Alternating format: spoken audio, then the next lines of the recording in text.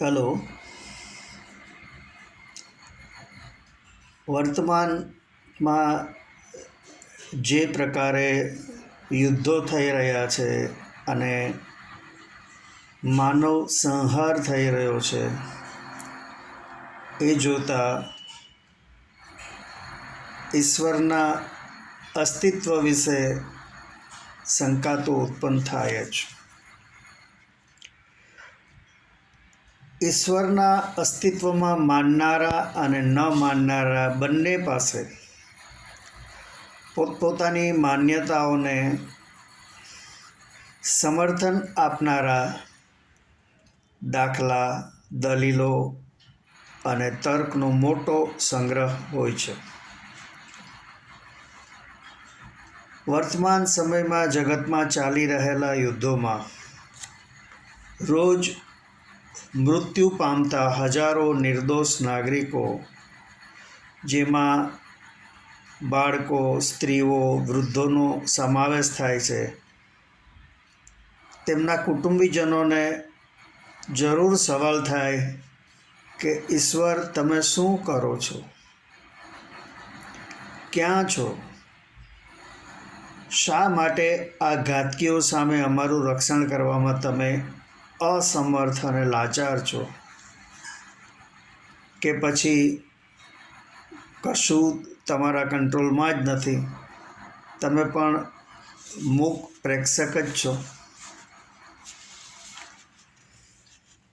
વર્ષો પહેલાં મારા 100% હેન્ડીકેપ પુત્રને લઈને હું ડિસેબલ ચિલ્ડ્રનની સ્કૂલમાં ગયેલો.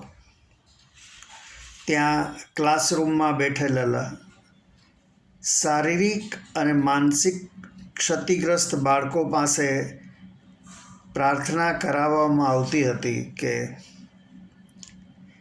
ઓ ઈશ્વર, ભજીએ તને, મોટું છે તુજ નામ, ગુણ તારા નિત ગાઈએ, થાય અમારા કામ.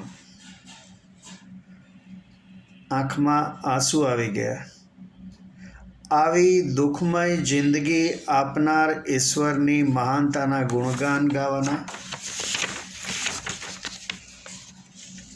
જેમનું ભવિષ્ય સંપૂર્ણપણે અંધકારથી ભરેલું છે, તેવા નિર્દોષ દુઃખી બાળકો અને તેમના મા બાપ ઈશ્વરની પ્રશસ્તિ કરે કે તમે ખૂબ દયાળુ છો, તમે કૃપાળુ છો, તમે મહાન છો.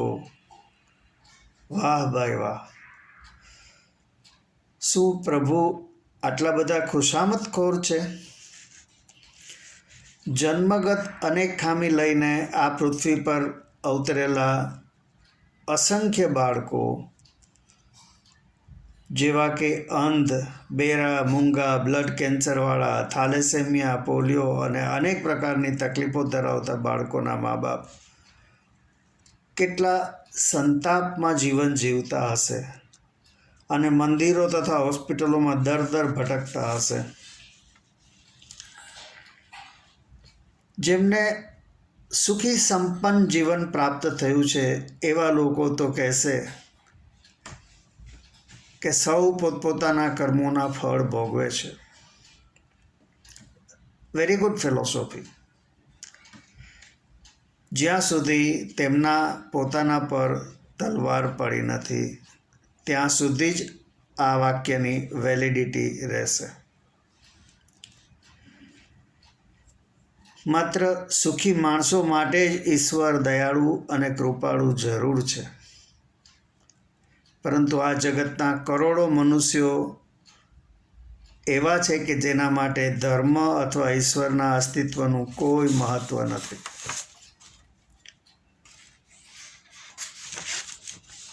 યુદ્ધો કરી લાખો લોકોના જીવન બરબાદ કરનારા સત્તાધીશોને ઈશ્વરનો કોઈ ડર હોતો નથી.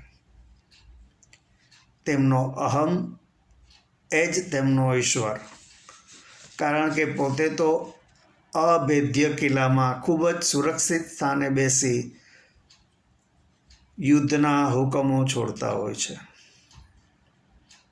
મૃતકોની વધતી જતી સંખ્યાથી તેમને કાંઈ ફરક પડતો નથી. વિધ્વંસ કરવામાં તેમને ખૂબ જ આનંદ થાય છે. કદાચ સર્વનાશ માટે જ પૃથ્વી પર તેમને જાણે કેમ મોકલવામાં આવ્યા હોય. જો આપણે સૌ પ્રભુના જ સંતાનો છીએ તો શા માટે ઈશ્વરે સ્વર્ગ અને નર્કની રચના કરી અને અમુકને સ્વર્ગમાં મોકલવાના અને બાકી બધાને નર્કમાં મોકલવા? આપને મારી આ વાત ગમી હોય તો મારા વિડીયોને લાઈક, શેર અને મારી ચેનલને સબસ્ક્રાઈબ કરજો. આભાર. આવજો.